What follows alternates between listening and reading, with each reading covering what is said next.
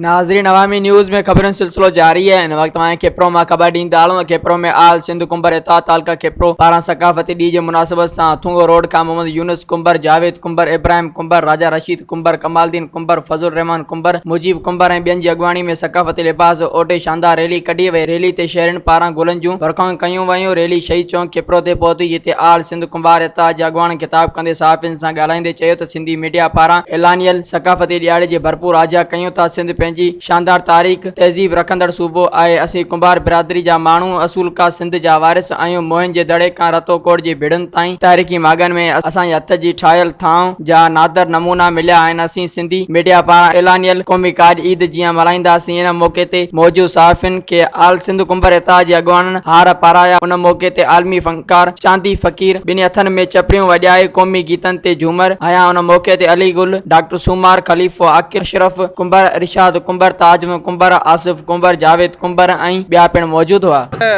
आल सिंध कुंभार इता पारां अॼु हथुंगो रोड खां हिकिड़ी शानदार रैली कढी वई आहे। अवामी न्यूज़ पारां जेको सकाफ़ती ॾियारो मल्हाइण जो ऐलान कयो आहे। कुंभार बिरादरी बि हुन में भरपूर शिरकत करे रही आहे। सिंध जी तारीख़ तहज़ीब तमदुन हज़ारों साल पुराणी आहे। ख़ासि करे जॾहिं मोहन जे दड़े खां बंबोर ताईं जेका बि जेकॾहिं पाण तारीख़ी का बि जेको भिड़ो या मकान ॾिसंदासीं त हुन में कुंभार को कमु ज़रूरु नज़र ईंदो। इन करे त हीअ कुंभार बिरादरी जेका आहे असलो की सिंध जी वारिस आहे। अॼु जेको सकाफ़ती ॾींहं जी जागृता जी मुनासिबत सां कुंभार बिरादरी रैली कढी आहे। मुख़्तलिफ़ ॻोठनि शहरनि खां ई जेके कुंभार बिरादरी आहे वॾे तइदाद में माण्हू पहुता आहिनि। सभु सिंधी जेका असां अजरक टोपी लुंगियुनि सां जेके असां ख़ूबसूरत हिकिड़ो मंज़र पेश करे रही आहे हीअ रैली। ऐं सुभाणे जेको इहो ॾियारो जो ऐलान आहे उन ते इंशाअल्लाह कुंभार बिरादरी पारां भरपूर जेका असां उनजी हिमायत बि कयूं था, हुन में शिरकत बि कंदासीं। असां ईद वांगुरु मल्हायूं था। सिंध ॾियारो टोपी अजरक जो ॾियारो आहे। सिंधियुनि सां असीं दुख सुख में गॾु आहियूं। ऐं सिंध जीअं सिंध जीअं सिंध वारा जीअं इहो ॾियारो मल्हायूं पिया सिंध जे हवाले सां। अॼु असांजो भलारो ॾींहुं आहे, ईद जो ॾींहुं आहे। इन करे चैनल वारनि जा थोराइता आहियूं त पुरमन अलाह सॼो ॾियारो मल्हायो पियो वञे। हिन जा हर चैनल वारे जा शुक्रगुज़ार थोराइता आहियूं।